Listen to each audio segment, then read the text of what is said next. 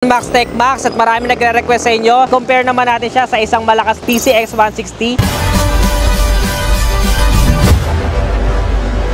Etong NMAX ay medyo sumabay na rin sa futuristic design. Parang mas lumipis siya. Kilala naman natin ang malapad talaga yung front face ni PCX. They both have LED headlight. Pero kung kulang pa yan sa inyo, pwede naman kayo magpakabit ng Prism Mini Driving Light. So pagdating sa looks, syempre, beauty is in the eye of the beholder. Kung sino yung mas type nyo sa kanila, comment nyo naman sa baba para matulungan natin yung future pa lang nabibili. Parehas din sila naka-disc brake sa unahan. HSTC traction control system. Mas maliit ng konti itong wheels ni NMAX sa unahan. Telescopic fork, hazard button. Parehas sila naka-dual suspension. Si NMAX ay debaso na. Liquid cooling system. Sa unahan 14, sa likuran 13. Si NMAX naman sa likod ay 13 din. So parehas 13 at 13. So parehas din nasa unahan yung kanilang fuel. Kung susumahin, halos same na rin sila ng fuel consumption. Upright seating position na ganyan. Tapos pag nangali ka na, pwede ka mag-cruising style. Pagdating naman sa seat height, si Honda naman ngayon, yung mas Asian height 4-stroke, 4 valves at single overhead cam. Blue Course, ang ESP Plus, 155cc pa rin si NMAX at PCX 157cc fuel injected. Slightly, mas malakas pa rin po si PCX. For the weight, medyo bumigit na si NMAX. Parehas din naman po silang mayroon charging port sa kanilang mga bulsa at parehas din kasya ang full face na Evo helmet sa kanilang dalawa. Ang presyo,